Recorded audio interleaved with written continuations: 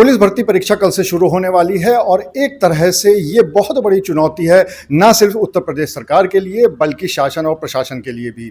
लगातार पुलिस हो चाहे प्रशासनिक अधिकारी हो, सभी इसमें मुस्तैदी से लगे हुए हैं कि किसी तरह से ये परीक्षा इस तरह से हो कि इस बार कम से कम कोई पेपर लीक ना हो। अगर हम कानपुर की बात करें तो तकरीबन 2.5 लाख से ज़्यादा ऐसे अभ्यर्थी हैं जिनको इस बार परीक्षा देनी है। 5 दिन ये परीक्षा होगी, बीच में 1-2 दिन का गैप है और ये सब पूरा जो मामला है, कितने मजिस्ट्रेट हैं, कितने सेक्टर हैं, कितने केंद्र हैं, इन सब पे बात करने के लिए हमारे साथ इस परीक्षा के नोडल अधिकारी राजेश कुमार जी हैं। उनसे बात कर लेते हैं। सर, सबसे पहले तो ये बताइए कि इसके लिए, इस परीक्षा को कराने के लिए जो इंतजाम किए गए हैं, उससे पहले ये बताइए कितने केंद्र हैं, कितने अभ्यर्थी इस बार आने की संभावना है? उत्तर प्रदेश पुलिस भर्ती बोर्ड द्वारा ये जो परीक्षा आयोजित की जा रही 5 दिवसों में होगी, जिसमें 23, 24, 25 और 30, 31 ये 5 दिनों में परीक्षा होनी है। और प्रति पाली में करीब 20,000 से अधिक अभ्यर्थी आएंगे। पूरी ओवरऑल हमारी 10 पालियाँ बनेंगी 5 दिनों में, और इससे 2.5 लाख से अधिक अभ्यर्थी परीक्षा यहाँ पर देंगे। इसके लिए हमारे यहाँ 69 परीक्षा केंद्र बनाए गए हैं और उन सभी पर हम लोगों ने सेक्टर मजिस्ट्रेट और स्टैटिक मजिस्ट्रेट की तैनाती कर दी है। केंद्र व्यवस्थापक, सहायक केंद्र व्यवस्थापकों की तैनाती कर दी है। इन्विजिलेटर्स की तैनाती कर दी है। 2,500 से अधिक इन्विजिलेटर हमारे तैनात किए गए हैं, रिजर्व को शामिल करते हुए। और 69 परीक्षा केंद्रों पर वो सभी व्यवस्थाएं इस परीक्षा के लिए जो आवश्यक थी वो सभी कर ली गई हैं, समय पर कर ली गई हैं। जो हमारे कार्मिक हैं उनकी ट्रेनिंग भी कराई जा चुकी है, उनकी डिब्रीफिंग भी की जा चुकी है और रिहर्सल भी कराया जा चुका है। सर, एक बहुत बड़ी दिक्कत सामने आती है कि जिस तरह से मोबाइल पूरी तरह से प्रतिबंधित है, आप केंद्र में मोबाइल लेके नहीं जा सकते, लेकिन अभ्यर्थी दूसरे शहरों से आ रहे हैं, लाखों की संख्या में आ रहे हैं, बिना मोबाइल वो घर से निकलें ये तो संभव नहीं हो सकता। तो ऐसे में केंद्र के अंदर वो जा नहीं सकते। अगर उनके साथ कोई नहीं है परिजन तो वो उसको भी नहीं पकड़ा सकते। तो सर, कोई ऐसी व्यवस्था क्या की गई है कि ताकि ये सुरक्षा व्यवस्था भी बनी रहे और उनके मोबाइल रखने की कोई व्यवस्था हो पाए? बिल्कुल, ये प्रत्येक परीक्षा केंद्र पर क्लर्क रूम बनाए जाने की व्यवस्था है। जो भी सामग्री विद्यार्थियों की होगी, इंक्लूडिंग कर्मचारियों की जो होगी, उसके लिए भी क्लर्क रूम बनाए जाने की व्यवस्था है।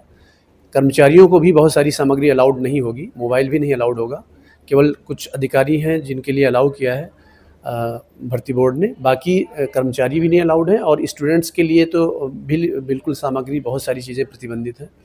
तो उन सभी सामग्रियों को गेट के पास में ही क्लर्क रूम बनाकर वहाँ पर सुरक्षित रखा जाएगा। उसके एवज में प्रत्येक परीक्षा केंद्र वो व्यवस्था अपना कर रहा है। सर, जैसे आपने बताया कि अच्छी व्यवस्थाएं बनाई गई है, तो क्या कुछ ऐसी गाइडलाइन जो अभ्यर्थी हमारे खबर देखें तो इसको समझ जाएं कि क्या क्या ऐसी चीज़ें हैं जो उनको किसी भी हालत में नहीं लानी है अपने साथ में? अभ्यर्थियों के एडमिट कार्ड पर इंस्ट्रक्शन लिखे हैं।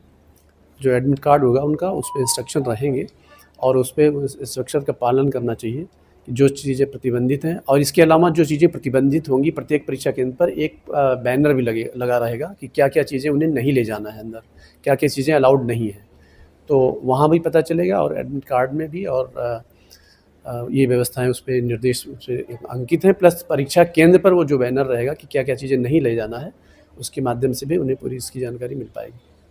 सर, एक चीज़ पिछले की परीक्षाओं में देखने को मिली है कि जब जैसे पेपर लीक हुए थे, उस समय आसपास में जो फोटो कॉपी की जो दुकानें थी, जो इन केंद्रों के आसपास होती है, उनमें भी उनकी भूमिका सामने आई थी।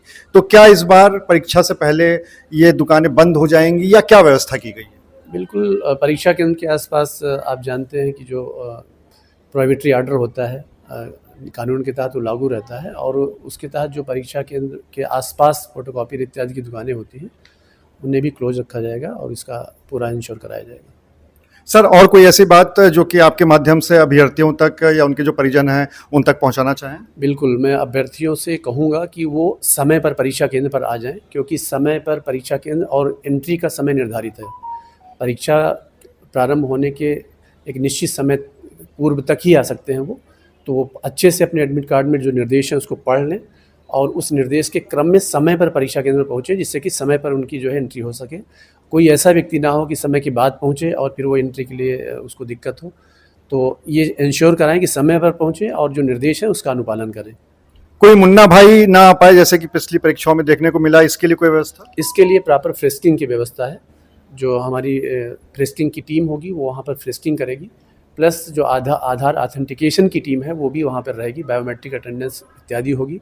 वो पूरा ऑथेंटिकेशन होगा, जेन्युइन व्यक्ति ही परीक्षा कक्ष के अंदर जा पाएगा, ये पूरा इंश्योर कराया जा रहा है।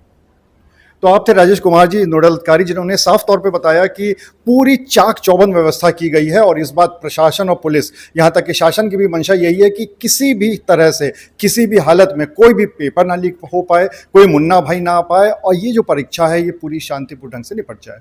अनुराग अग्रवाल, TV9 कानपुर।